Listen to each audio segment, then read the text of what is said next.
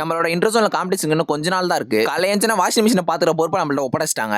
நான் எவ்வளவு பெரிய பிளேயர் தெரியுமா, இதெல்லாம் நான் பண்ணவே மாட்டேன்னு. சரி பேசுறதெல்லாம் பேசி முடிச்சிட்டியா, இப்போ அங்க போய் நில்லு அப்படின்ட்டாங்க. ஓகே, நான் வழக்கம் போல டெய்லியும் தண்ணி குடிக்கிறேன், நீங்களும் மறக்காம டெய்லியும் காலையில தண்ணி குடிங்க, அப்படி இல்லை என்றால் அறுக்கப்படும். அதுக்கப்புறமா போயிட்டு பல்ல விளக்கிட்டு சாப்பிட்டு முடிச்சிட்டேன். அதுக்கப்புறம் இன்னைக்கு ஒரு முக்கியமான ஒர்க் டு டூ இருக்கு. வெல்வாஸோட யூவி ஃபிட்டுக்கும் அதுக்கப்புறம் அவுத்தாருக்கும் ஒரு கொலாபரேஷன் கடிதாசியா போட்டு விட்டேன். 100% கண்டிப்பா ரிப்ளை வராதுன்னு தெரியும், இருந்தாலும் தற்கொலை மாதிரி வெயிட் பண்ணிட்டு இருந்தேன். கடைசியில தற்கொலைன்னு ப்ரூவ் பண்ண வச்சிட்டாங்க. அதுக்கப்புறம் ஒரு 2 மணிக்கா போய் குளிச்சுட்டு வந்துட்டேன். இப்போ நான் போட்டிருக்க இந்த சொக்கா நம்ம வளர்ந்த நண்பர் தான் வாங்கி கொடுத்தாப்புல. இதோட ரேட் எவ்வளவுன்னு பாத்தீங்கன்னா 60 ரூபா. நானும் இந்த மாதிரி டிஷர்ட்லாம் வாங்கி 100 ரூபா ரேட்டை போட்டு வித்தலான்னு இருக்கேன். என்ன சொல்றீங்க? சாப்பிட்டு முடிச்சு கொஞ்ச நேரம் சும்மா உட்காந்துட்டு ஒரு 4:30 மணி பக்கம் ட்ரைனிங் கிளம்பிட்டேன். அப்புறம் நண்பர்கள் எங்க ஊர்ல ஒரு ஃபுட்பால் டீம் ரெடி பண்ண போறோம்னு சொல்லியிருந்தல, ஃபியூச்சர்ல அதோட ட்ரைனிங்லாம் இங்க தான் பண்ற மாதிரி பிளான் பண்ணிருக்கோம். இப்போ மேட்டர் என்னன்னா, இந்த இடத்தோட ஓனர் யாருன்னு தெரியல, எப்படியாவது தேடி கண்டுபிடிச்சி அவங்கள்ட்ட பர்மிஷன் மட்டும் வாங்கி 2 போஸ்டர் எடுத்து நட்டு வச்சிரணும். இன்னைக்கான செஷன் ஃபுல்லாவே எனக்கு ஸ்பிரிண்ட்டுக்கான ட்ரைனிங் தான். ஃபர்ஸ்ட் கேன்வாஸ்ல ஒரு 3 செட் பண்ணி முடிச்சிட்டேன். அதுக்கப்புறம் நம்மளோட நீல கலர் சிங்கிச்சா ஸ்பைக்ஸ் மாட்டிக்கிட்டு ஸ்பிரிண்ட் வரதுக்கும் நண்பப்பா மஜாவா ரெடி ஆயிட்டேன். அதே மாதிரி இன்னைக்கு புஷ் பண்ணி அதிகமான ரிப்பெல்லாம் பண்ண போறது இல்ல. காம்படிஷன் ரொம்ப கிட்ட வந்துருச்சுல, நான் ஏதாவது இடக்க முடக்கா ஓடி இன்ஜுரி ஏதாவது ஆயிடுச்சுன்னு வைங்க, சோலி மொத்தமா முடிஞ்சிரும். எல்லாத்தையும் முடிச்சு அங்க இருந்து கிளம்ப மணி ஒரு 6:15 பக்கம் ஆயிடுச்சு. ஓகே,